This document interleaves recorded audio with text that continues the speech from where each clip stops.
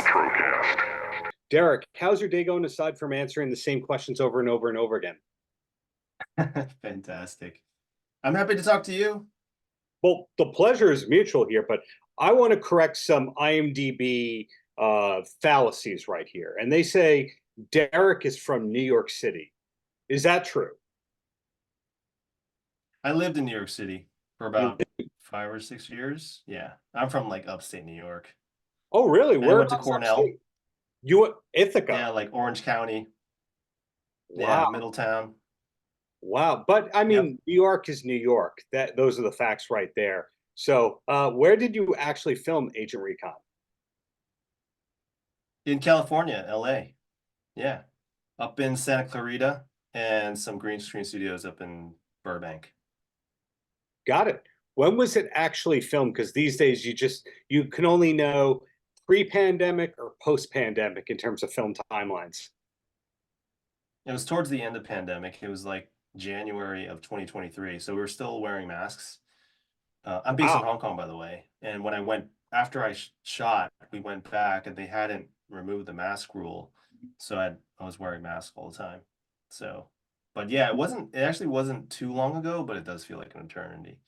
Like yeah, January. It's really been only a year and a half, but Well, congratulations on it coming out. I mean, anyone can think they have a movie idea.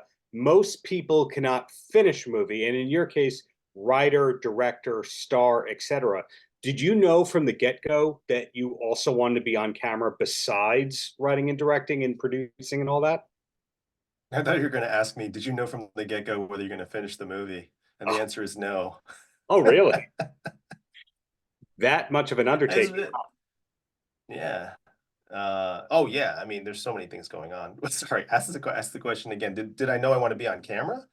Is that Yeah, what you're because asking? now you have great credits and all that, but sometimes people go, hey, if I'm directing it, producing it, making sure the budget is going through, making sure the script is followed, I also don't want the pressure of staying in shape, staying alert. In other words, the writer, director, producer, that's like a 20-hour day. Oh yeah, yeah. I'm exhausted. I have pictures of me just like laid out flat, and you just have to be smart though about how you that's why actually like I produce as well, because you just have to be very smart about how you structure, especially with action. Like back to back action days, not a good thing because you're sore from one day. I mean, sometimes you're really just all day, like just trekking through.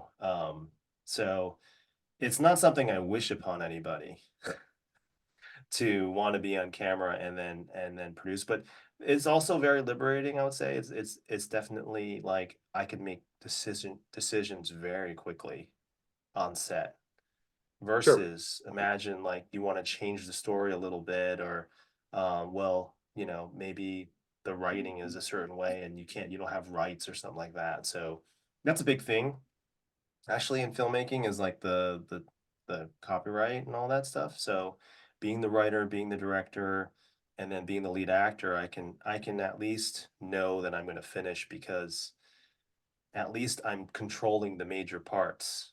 Hmm. Um, so that's an advantage. I was a disadvantage. You have to think around. It's like, okay, how am I going to review my performance? So I mean, one of the good things is if you surround yourself with great people, though, then a lot of the planning, a lot of the heavy lifting is done for you, and then I'm looking at the monitor and making sure it's good or not. And then how do I know if it's great or not, or certain areas? Well, I get feedback from my team. Hmm.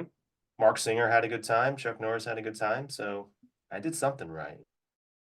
Just one or two or three or four, five, six things, right? But when you were writing the script, did you know right away this is Chuck and this is Marc, or was there courting involved with all that?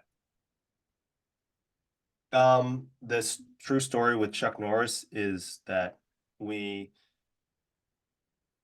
well, he came to mind. He came to mind, but we sent the script to him, and Mrs. Norris said that he was flying back from Hawaii.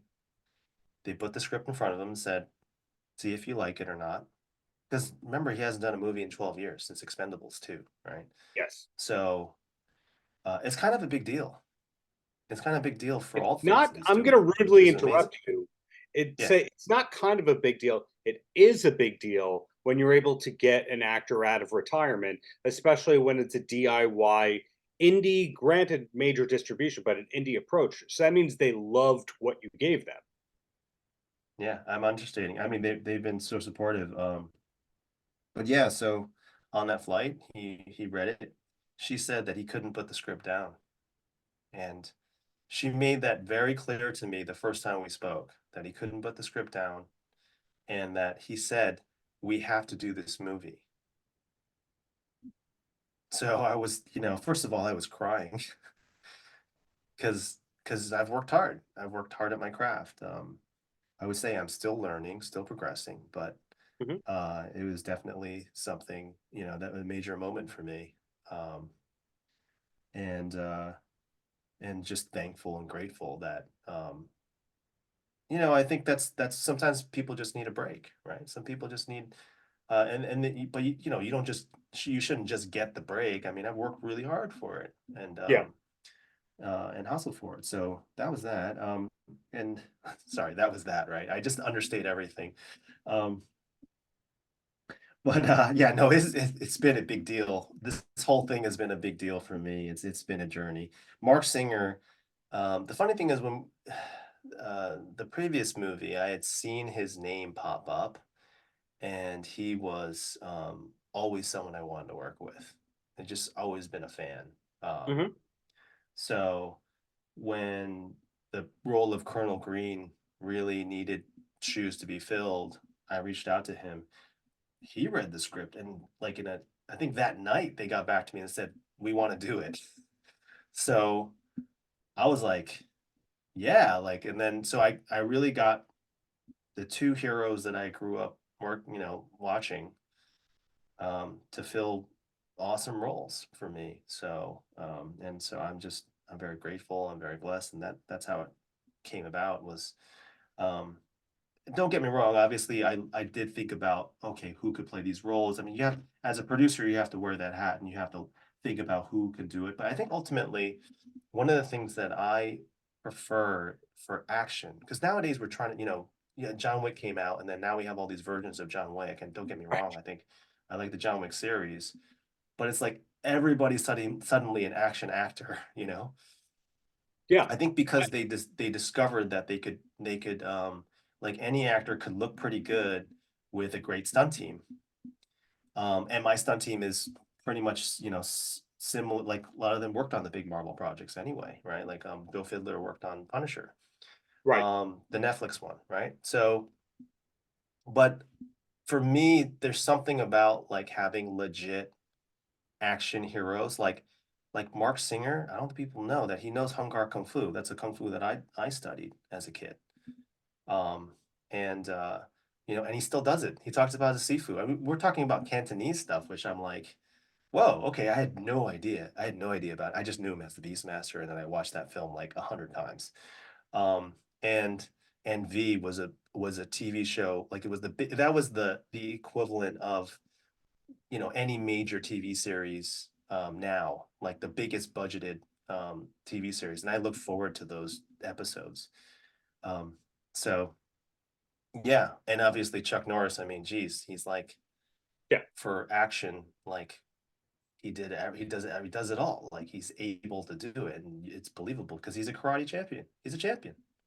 And a successful entrepreneur. I've covered Roundhouse Provisions a few times, his new line of gut health probiotics, etc. But hey, we're not talking about Chuck here. We're talking about you. My last thing for you, Derek, before I let you go, is this film is such a massive undertaking because you're on camera and behind the scenes and doing the budgets, etc. You and your team. Are we allowed to know what's next from you, what's next for you, etc., or is that all a big secret until the Hollywood Reporter says it's okay to announce it?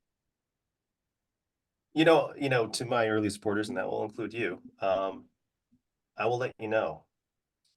But the truth is this is what I know that I'm good at. I think I'm good at action films. And I understand how to work with visual effects, and I Mhm. know how to work with actors. So it certainly will be another action film. And I've been encouraged to do like another franchise. I've been in that joke about this. Chuck in it. We were in Chuck's trailer, and he's like, "You got to do a TV series, Derek." So I don't know. We'll see after people see this, But Chuck's like sitting there. You got to do a TV series, and when Chuck talks, you just have to listen, right? Nash Bridges Whatever he had says, you just got to do. yeah, Last Nash time I saw him in he's doing his, he was doing his voiceover work. He's so nice. He like they reached out to me and said, "Hey, if you need any voiceover, if you need any like pickup lines, let me know." And they met up with me in LA. First thing he says to me is, "We have to tell everybody about this movie, Derek. Everybody." So tell everybody, everybody. so the Listen to Chuck. If he tells you, you do, right? Because Chuck is the movie. Chuck so the is main Chuck. thing I've learned before I let you go is this is the rare case where you do want to meet your heroes and they do not disappoint you. Absolutely. 100%. My big thing is all the way. This has been a journey for me. It's obviously been a dream come true. But certainly the struggles, the challenges, the nights crying, the nights figuring out like, will this work? I've said all the way, like every step of the way, there's just no turning back. So let's do it. Watch it, June 21. Paltrocast.